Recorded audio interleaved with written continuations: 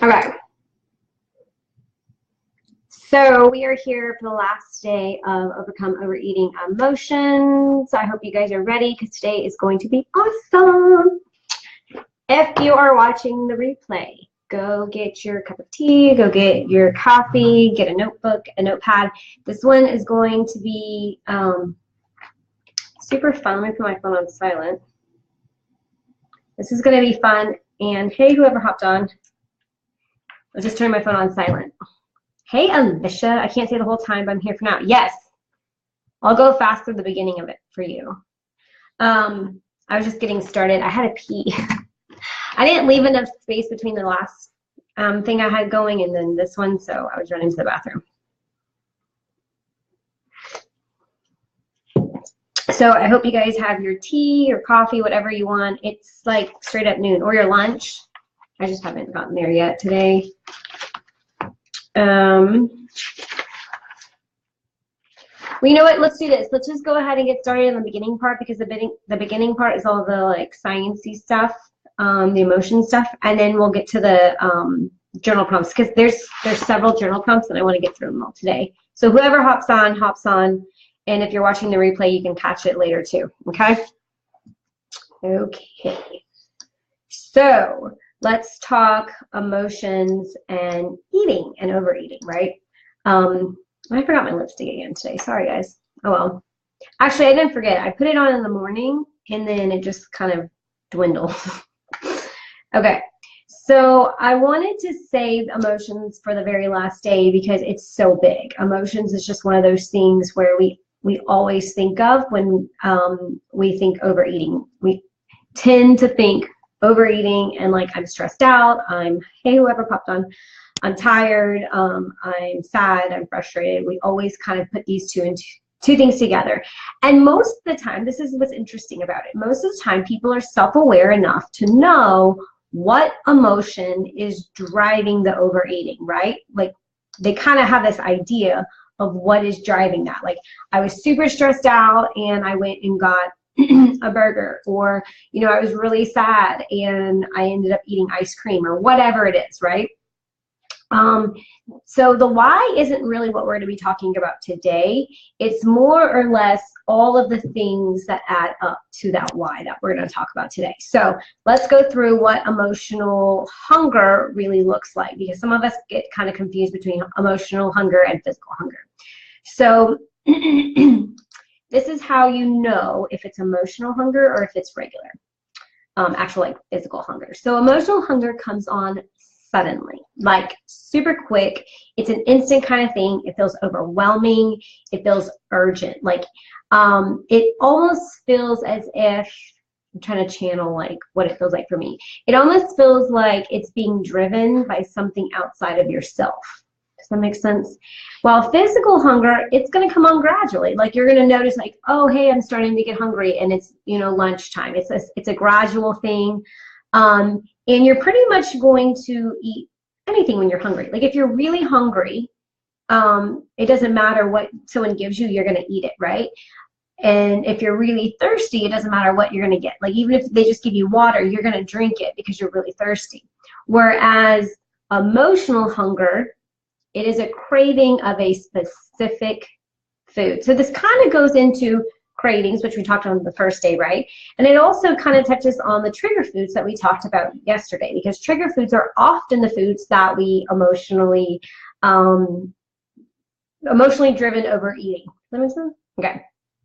So like I said, we talked about this yesterday, and it's kind of a combination of all of them. And that's why I want to save emotions for last. So trigger foods are often related to that comfort experience. And it's always, not always, but a lot of times it goes back to, you know, some message or some experience that you had from a young child that really shaped the way you show up today. I just want to make sure there's no comments. Yesterday, like my comment things got kind of out of control. Like I didn't see all the last ones until I like turned off the thing. I was like, hey, no one's saying anything. That's weird. And it was because it was just not there to see. So anyways, big side note. Okay. So like I said, emotional hunger, you're craving specific foods. This is when you're, you know, craving that that junk food. Like usually it's junk food or sugar, right? Or anything that turns to sugar. So like that instant rush. You want that instant feel good rush that comes with it. And that's because those hormones are being released, right? And it's something like you need, like that's what it always comes down to. Like you need cheesecake, you need pizza. And here's the kicker. You know it's emotional. Hopefully the internet's like not working very well. You know it's emotional if nothing will satisfy that craving other than that specific trigger food. Sometimes I feel the urge to eat, but I can't figure out what the specific craving is, so I end up eating a ton of random food and still wanting something else, but that is definitely emotional. Like no food could possibly meet that emotional need. Yes, so that happens too. So sometimes, that's so true, Alicia. So sometimes we are like, nothing really sounds good, so we eat a bunch of things and it's never satisfying, it's never enough. And that's another part of the emotional eating. Even if you're eating that food, like you're eating, why is my internet doing that? It keeps freezing. If you're eating that emotional, or you're eating that trigger food, so you're eating the cheesecake, you finally got the cheesecake, but it's never enough. It never feels like enough. It never satisfies that hunger, because that hunger is an emotion and it's not true hunger. Make sense? So with that, emotional hunger often leads to mindless eating. When we eat due to emotions, we're often zoned out. Some people call this numbing. And then there are times where we may not be zoned out, but we definitely feel like it's out of our control, like we can't control it. So the negative thought, and then when we are out of control, a lot of times those negative thought gremlins, they're all consuming, telling us that we're not enough, telling us all the things that we're doing wrong. Some people feel like it's almost an out-of-body experience in this, right? So it's one of those things where you are eating a bag of chips or you're eating ice cream, and before you even realize it, because it's almost like this out-of-body experience, you've eaten the whole bag of chips. You've eaten the entire pint of ice cream. You're eating in response to more than what is physical hunger. Food can't fix an emotional problem because hunger is not the problem. Yes, so that's why, like, we're using the food, but it's not working, right? So you just keep doing more, but it's not working. But you feel like it will, but it's not.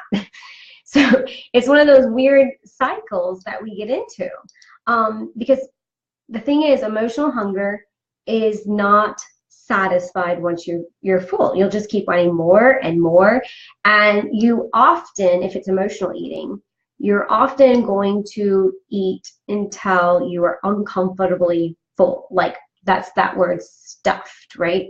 What is up with my internet? Sorry guys, I don't know what the deal is. It's driving me nuts. I can see myself freezing and I don't like that. And I keep getting distracted because of it. Okay. You want it? Oh yeah. I'm back on emotional eating once you're full. Okay, but you keep wanting more and more and more until you're uncomfortably stuffed. You're so unaware of all those cues because you're not aware of yourself in that moment, and you're not able to listen to the cues. You're not freezing on my end. Oh, that's good, because I'm freezing on my end, and then it's like, you know, when a bug flies by and you're like this, and everybody else is like, yeah, I didn't see it. That's how I'm feeling. Oh goodness. Okay. So, where was I going with this? I'm so distracted today, guys. Okay, physical hunger. Physical hunger and being satisfied. That is completely different, because when we are actually physically hungry, you're going to be satisfied by food, right? And the theory is that's completely different than emotional hunger. But I do agree. I disagree slightly with that, because like the experts will say that, you know, like if it's physical hunger, you know, you're not going to overeat. Well, we all know that even when we, you know, are actually hungry, we do tend to overeat sometimes, especially if you have kind of lost that perception of what is full and what isn't full. So that one I'm kind of on the fence about. But either way, emotional hunger, you tend to not be as satisfied as physical hunger, okay? And the last thing is, emotional hunger is located in the stomach, right? I mean, is located in the head, whereas physical hunger is located in the stomach. So when we're actually like hungry, we're going to feel it in our gut. You're going to feel the hunger pangs. You're going to feel the gnawing sensation. You're going to hear like noises go on in your stomach. You're going to hear like all these actual things happen in the gut. You're not going to hear this. You're not going to feel this when it's emotional hunger. It's going to be in your head. And what makes this different is if you are visualizing a food in your head, if you're thinking about all the specific textures, the taste, the smell, if you're like envisioning that experience, then that is emotional hunger. That is not physical. That is not actual hunger. That is all in your head. And that's why it often leads to regret, guilt, shame, all those negative things, because it comes down to like that feeling like we know that we weren't supposed to do that. We knew that we were eating the ice cream because we were upset, and so now we feel guilty. Versus physical hunger, we're not going to feel the guilt and the shame and the regret, at least not to the same level, because we were physically hungry and we needed it, right? So there's a little bit of a difference there. So today I wanted to go through the actual like prompts that are going to get us to where we need to be. So let's see, number one.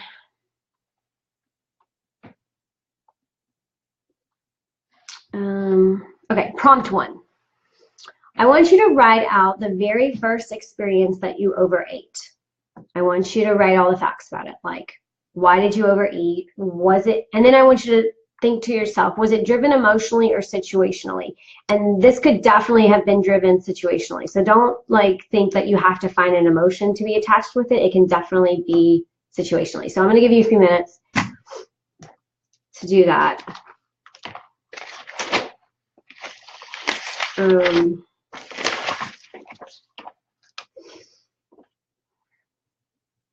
Prompt one.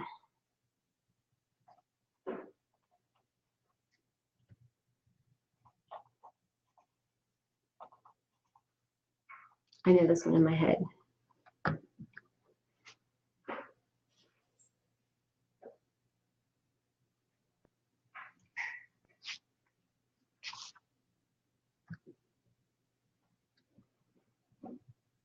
Oh, I should put it in there, sorry. For all you replayers. Okay.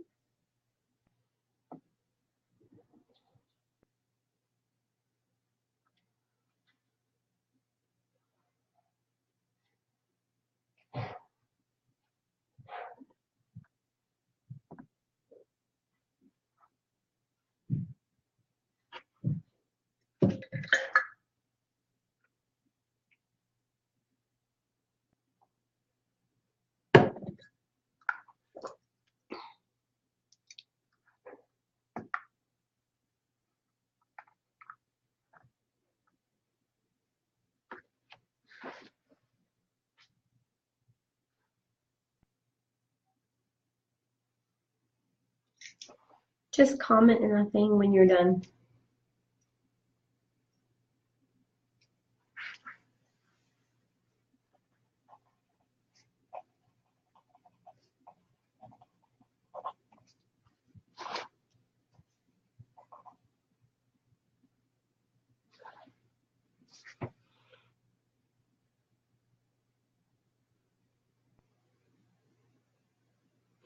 Wow, so the first memory that, Alicia, you had was an emotional response. So eating due to an emotional response, being sad because you were at a funeral and then your grandfather was like disappointed that you ate so much. That's very interesting. So yours was definitely emotionally driven. Mine is a little bit unique, so I'm going to share this with you guys just because it it is a little bit different. When I was about second grade-ish, I was really hungry one day, and I ate school lunch that day for whatever reason. And I remember somebody, one of the, teachers or somebody who was working in the cafeteria said, "Wow, good job. Like, you ate everything." And usually I didn't, because I didn't need it. That day I needed it. And it was from then on that I literally tried to eat. Like, I remember eating all of my food in hopes that I would get that response of like, "Wow, good job." And I never got it again. But every day, starting like in second grade, I would want that response. I sought it out. I overate on purpose to get to that response. And what's interesting is now, looking back on things, I really struggle with eating. I really struggle with deserving it and earning it. And I look back at that situation, I'm like, that's why. Because that's why I struggle with earning my food. That's why I think I have to earn it. I have to earn good food. I have to earn, like the foods that are off limits because of that experience.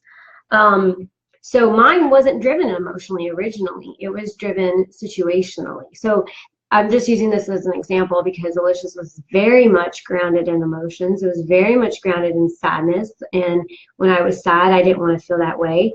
And, cookies make me happy. So, whatever it is, I don't know what you ate that day. But it was definitely an emotional response to that food, right?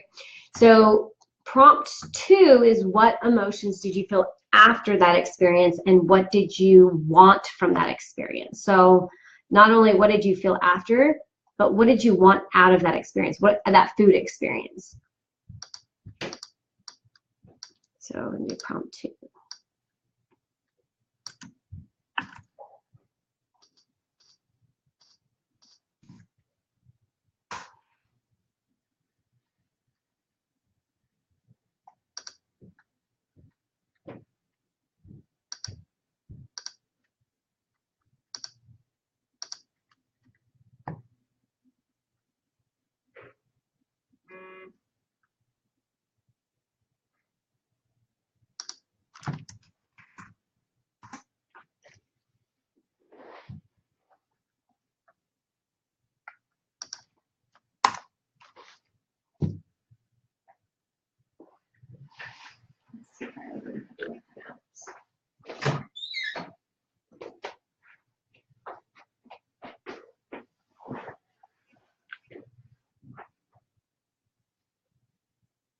I felt ashamed. My whole family was there, and I was chided for not overeating and being overweight. Not only overeating, but being overweight, but also for not showing proper reverence to the situation. You were only 6. Like, I mean, think back to it seriously. Like, you were 6 years old. So how are you supposed to know how to respond to a situation like that? That's really interesting. My whole family was there. Did you feel like the whole family was thinking the same thing? So like for me, I was disappointed. I was disappointed. Actually, I felt really good. I felt like really accomplished. Like, I felt like I did something good. I felt rewarded when I was given like, wow, you ate all of your food, right? And then in that exact same situation where I tried to replicate that, I felt disappointed every single time. I felt like I didn't do a good job. And me being me, I had to work harder, right? I had to just keep going, keep pushing, and then I would get that reward, that good job. And that's what's so interesting about that, because my parents never pushed me to clean my plate. My parents never, said I needed to eat a certain amount of food. We never had those rules. So it was something that was completely outside of that caused that in me. And what I really wanted from that experience was the good job. So Alicia, what did you want from that experience? Like eating the cookie, what did you want from that experience? That's what I would ask yourself.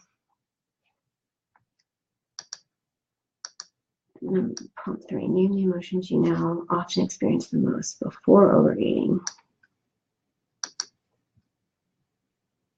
And if you're doing this, because I know a lot of you have like contacted me and told me that you're going to watch the replay because you're at work or whatever and this wasn't a good time. Just key in your responses so that I can see them and I can give you a little direction. Like Elena did that the other day. Okay. So prompt 3 is going to be a little bit different. I want you to name the emotions that you now often experience the most before overeating. And this might be a little tricky, so I'm going to put that prompt in there. Let me explain. So if you can't think of, if you can't think of like anything in particular, I want you to think back to the last time you experienced overeating. What was going on? And then see if you can't nail down what emotion you think that you're experiencing.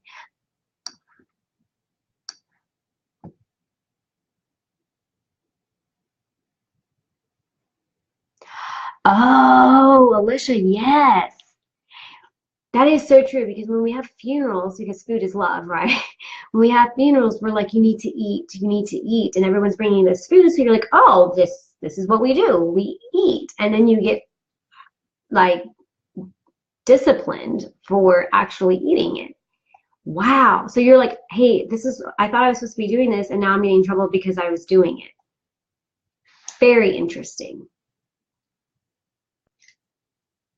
Like nothing you did was right. Yes. I can totally see that.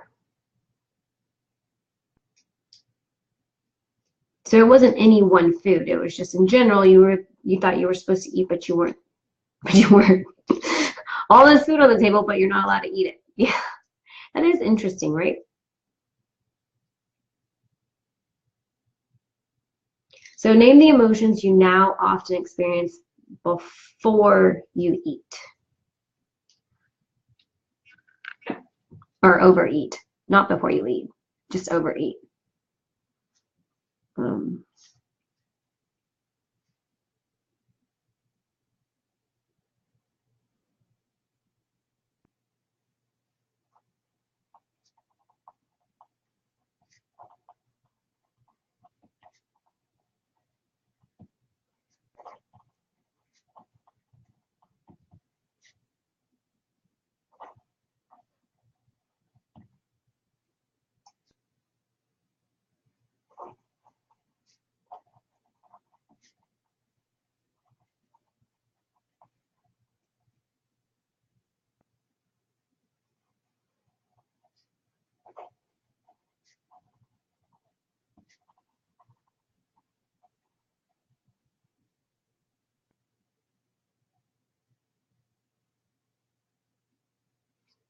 All right, so before I overeat, I usually feel stressed and anxious. Usually it's the feeling of being trapped and restless and needing to do something, anything to change the way I'm feeling. I feel caged. Yeah. That's tough. I feel caged. So like food almost sets you free. For me, it goes back to that same moment. And this is really interesting. This is kind of like a little breakthrough for me, because I never really put 2 and 2 together until I was like creating this, and I was trying to reverse engineer everything that I had worked through so that I could help you guys with the same flow. And I realized, wow, I knew the connection, but I never realized how significant that connection was. But it's always when I feel like I'm a failure at something. It's always when I feel like I'm not, successful. It always feels like when I'm having like that moment where you feel like nothing is going right, and like you're a hot mess, right? And it's me looking for recognition. It's me looking for, you're doing a good job, right? It's the reward. For Alicia, it goes back to the feeling of food being the only thing I control. I overeat when the rest of my life is out of control. I control what goes in my mouth 100%. Yes. It's just like what I was talking about. Yeah, it's when everything is a hot mess. You feel like you've been juggling everything, and everything is just, all the balls are falling, and you just can't seem to like get it all together, right? I always joke around that someday I'll have it together, but not today. Because there's just so much. And yeah, when everything feels out of control, it's not only the one thing that you can control and put in your mouth, but it feels freeing. Like when you said it feels caged, it feels freeing to be able to do whatever the hell you want to do, right? Until it doesn't. Until it doesn't, and then you're back into like the shame game. So yeah, this is like the big breakthrough stuff, guys. So number 4. Exactly. Prompt 4. If your emotional eating had a message, what would it tell you? This is kind of fun. And it's in a weird, nerdy, sciencey nutrition kind of way. If your emotional eating had a message for you, what is it trying to tell you?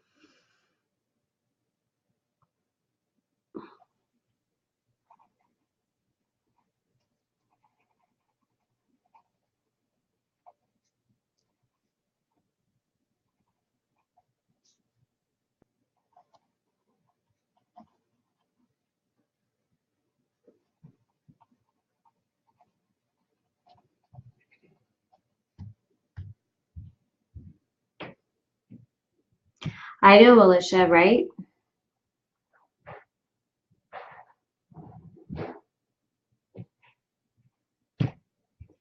Yeah. It's interesting that you say take care of yourself, because that's what it comes down to, is that, like, yes, you are enough, and yes, you are valid, but like, take care of yourself. There are other ways to do this. Mine was really more or less reminding me that like food can't give you that feeling of accomplishment. There's nothing that food can give you that makes you feel accomplished or successful. Like that is something that you have to feel inside. Like that's something that I have to, reconcile with my own self about how, to get to where you want to be, there's going to be a lot of little obstacles along the way, and it's just keep going, keep going, keep going. But food can't give you that success, right? It can't get you through the hardship of all the little like balls that you're juggling in the air falling. Like it just can't get you through that. So I need to go. I'll have to watch the rest of it. Yeah, that's fine. I will talk with you later. So if your emotional eating had a message, what is it trying to tell you? So if you're watching the replay, great.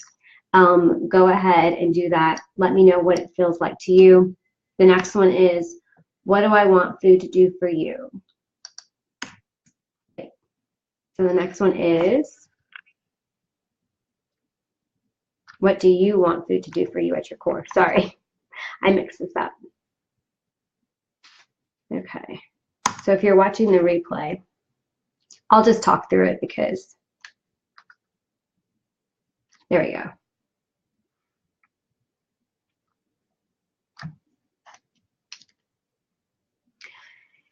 So let me explain this one a little bit. There's always something that we're using the food to accomplish, right? I would say accomplish, but there's something that you're using the food for. And what do you want at your core? What are you trying to accomplish by eating that food? So, Alicia was talking about how she feels trapped and she feels restless and she feels caged. So that what do you want food to do for you at your core is really about, for her, would be about freedom, letting go, being able to breathe, being able to feel okay again, because we're restless, we're anxious. Like, it's a comforting thing, but it's also for her, just by saying I feel caged, it's freeing, right? It's your choice. You get to choose it. So I'll give you a few minutes and you can write on that. And I'll come back in like 3 minutes. So if you're just tuning in, prompt 5 is, what do you want food to do for you at your core? What do you want from it?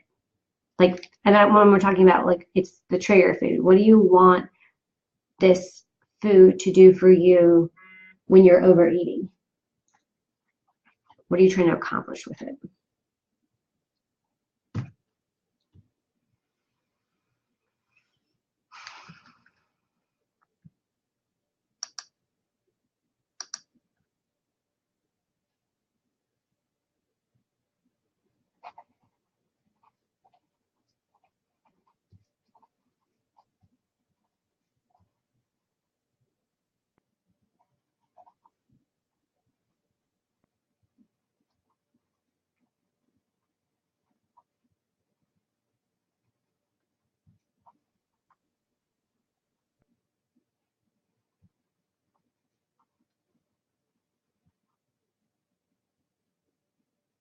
To love me without hesitation or judgment.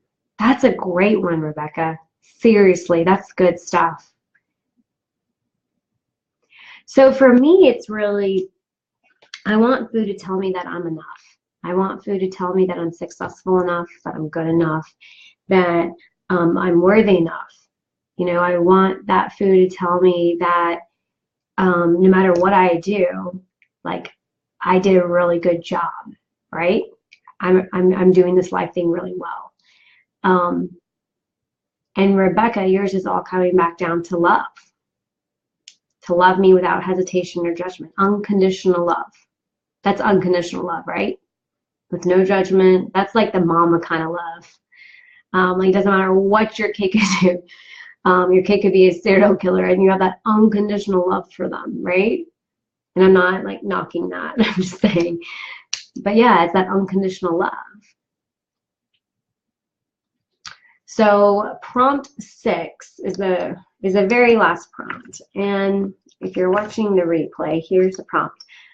But it's, what am I craving out of life that I want food to fill? What do you want from it? So, like, for example, Rebecca said, I want food to give me unconditional love.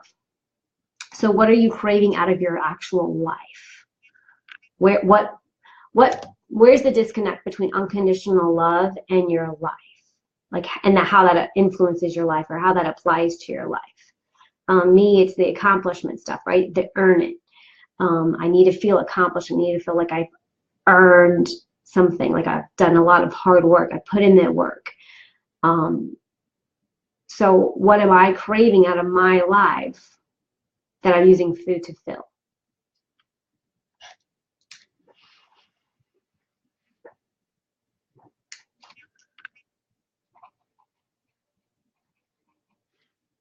And then there's going to be one more prompt.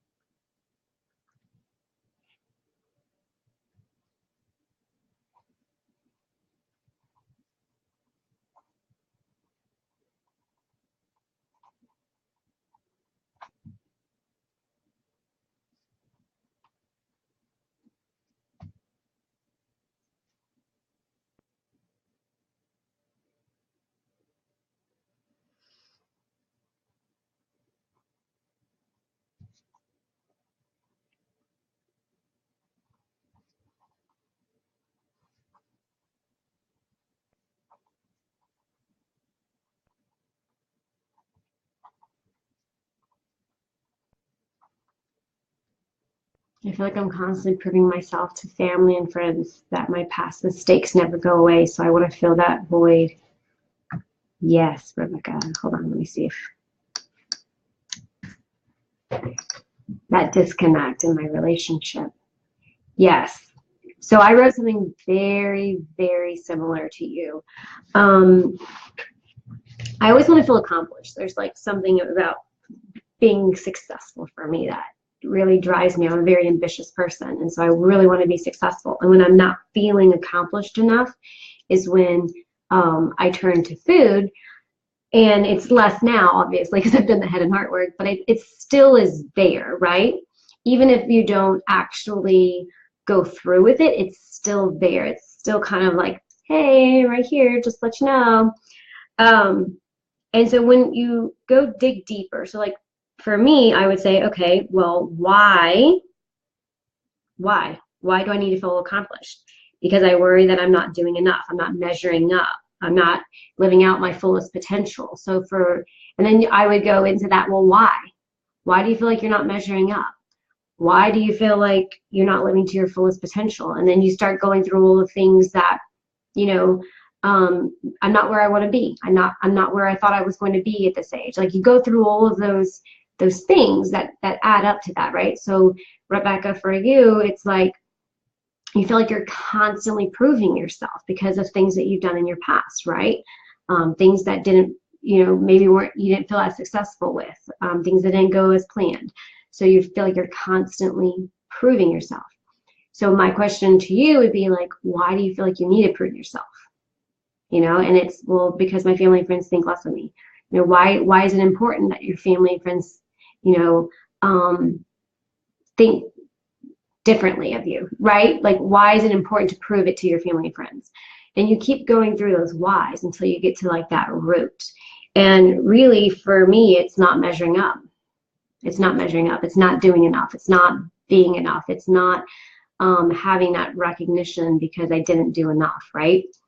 So the very last question, prompt 7, is what are you going to do outside of food to do that for yourself? Let me see if I can't reword that because that didn't sound very, that's not very easy to understand. Okay, so Rebecca, you want to prove to yourself that you're enough, right? Like it all comes down to that. You want to make sure that people know that like you're enough. So what are you going to do outside of food to prove that you're enough already? Like right now, today, because you don't have to prove it to your family and friends. Like there's nothing to prove. Like you are enough right here, right now, because you're on the planet, right? So what are you going to do outside of food to know that you already are enough? Like what can you do? Like physical things, what can you do? Like a list kind of thing.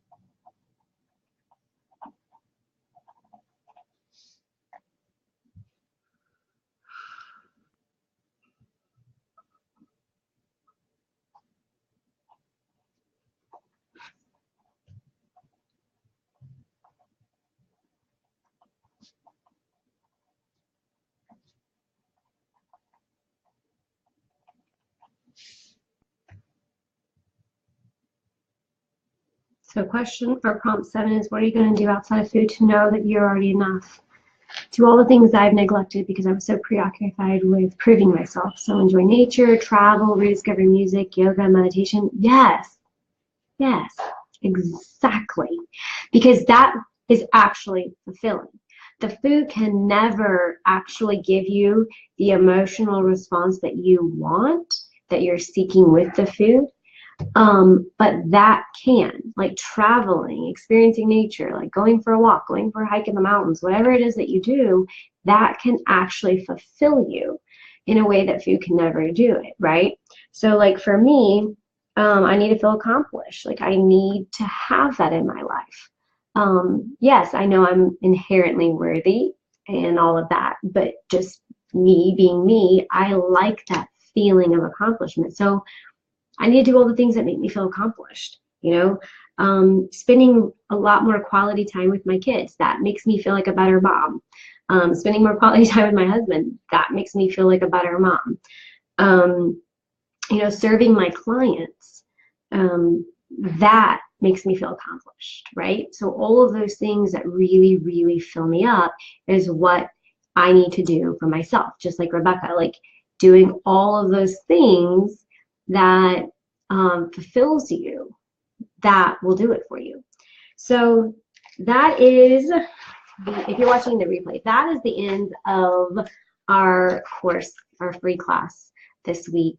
I hope you guys have enjoyed it. I have loved doing this. So I might bring this back in another couple of weeks for an all new group of people. So that'll be really cool.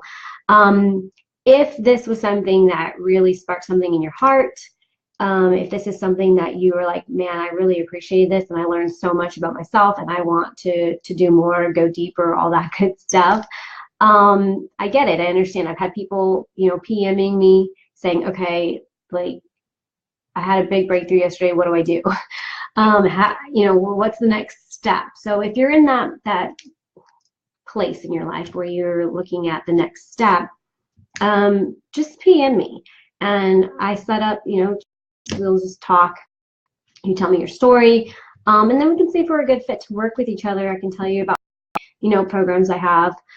It's a very low-key event. If you've ever had one with me, you know, there's no obligation, there's no pressure. It's just us chatting. And then we can see if there's something that we can do together to help you live your best life, because that is what I am here to do. My entire life, my purpose in life is to support people who want to improve their relationship to food, and so that they don't have to live in a body that they don't feel comfortable in, because I know, I've done it. I live with a negative thought, gremlin swirling in my head telling me I wasn't enough for a very, very long time. And I know what it feels like to be on the other side. So that's my mission. That's my my work. That's my divine purpose, is to help women, especially mamas, get through that, because we all know that mamas raise amazing little people that will light this world on fire. And so I want to make sure that I'm giving all of them the resources that they need to improve their relationship to food, and so that can also translate to an entire generation of children who never have to know this journey. So that's my spiel. If you are interested, go to nourisyourlife.org/apply. There's a questionnaire. You just fill it out. It's really simple, but it gives me an idea of where you're coming from. And then it'll take you, you submit that, it'll take you to my calendar. You just pick a time, and then we chat. So next week, I have some time available. I've actually scheduled time available next week to do calls. So if that's something that you want to do, get on my calendar. They fill up fast. And that's it. So I hope you guys have a fantastic weekend. Let me know if you need anything. If you're watching the replay, put your comments on there. I will try and help kind of shoot you in the right direction. And that is it. So I hope you guys have a fantastic day. Bye.